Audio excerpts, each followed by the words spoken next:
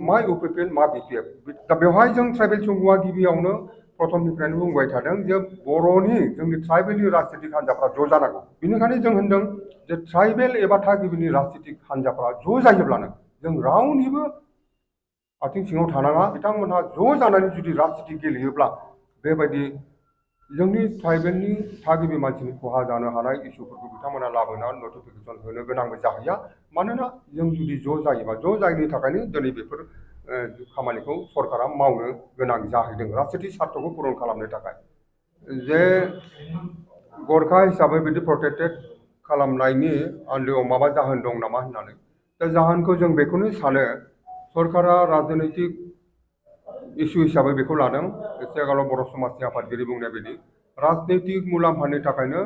जोंनि सरकारफ्रा आरो पलिटिकेल पार्टिफ्रा बेबायदि खामानिखौ मावो जाय खामानिखौ मावनायनि गेजेरजों जोंनि ट्राइबेल एबा थागिबिफोरनि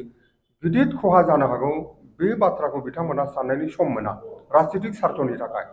दा बेवहाय जों ट्राइबेल सुबुङा गिबियावनो प्रथमनिफ्रायनो बुंबाय थादों जे बर'नि जोंनि ट्राइबेलनि राजनैतिक हान्जाफ्रा ज' जानांगौ दिनै ज' जानो रोङैनि थाखायनो दिनै गावनि ट्राइबेलनि भटआनो फोरसा-फोरसि जानायनि थाखाय सोर बांसिन भट मोनगोन हारसानि भट ट्राइबेल नङै नन प्रटेक्टेड क्लासनि मानसिफोरनि भटारफोरनि भटखौ सोर बांसिन मोनगोन बिनि बादि नांनायाव बिथांमोना बेफोरबायदि ट्राइबेलनि खहा जानाय थागिबि मानसिफोरनि खहा जानाय इस्युफोरखौ बिथांमोना लानो नागिरो बेनिखायनो जों होनदों जे ट्राइबेल एबा थागिबिनि राजनीतिक हान्जाफ्रा ज' जायोब्लानो जों रावनिबो आथिं सिङाव थानाङा आरो जोंनि राजनीतिक पार्टिफ्रा बेबायदि राजनीतिक इस्यु मुलाम्फा आदाय खालामनो थाखाय ट्राइबेलनि खहा जानो हानाय थागिबि मानसिफोरनि खहा जानो हानाय बेफोर इस्युखौ खालामनो गोनांबो जाहैया बेनिखायनो बे सोंनायनि फिननायाव जोंनि ट्राइबेलनि मा इउपिपिएल मा बिपिएफ बिथांमोनहा ज' जानानै जुदि राजनीति गेलेयोब्ला बेबायदि जोंनि ट्राइबेलनि थागिबि मानसिनि खहा जानो हानाय इस्युफोरखौ बिथांमोना लाबोना नटिफिकेसन होनो गोनांबो जाहैया मानोना जों जुदि ज' जायोबा ज' जायैनि थाखायनो दिनै बेफोर खामानिखौ सरकारा मावनो गोनां जाहैदों राजनीतिक सार्थखौ पुरन खालामनो थाखाय बेनिखायनो जों खावलायो दिनैनि बे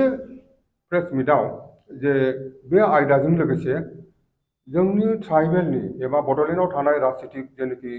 थागिबि मानसिफोरनि जे सृष्टि खालामनाय जेनाखि राजनीतिक पार्टि बिथांमोनखौ जों ज' जानानै राजनीति गेलेनानै जोंनि गेजेरावनो जोंनि थागिबि एबा ट्राइबेल एबा बर'नि गेजेरावनो खुंथाय गोहोखौ गोख्रोङै बड'लेण्डखौ सालायनो हानायनि थाखाय खौसे जानो थाखायबो जों दिनैनि प्रेस मिटआव जों खावलायो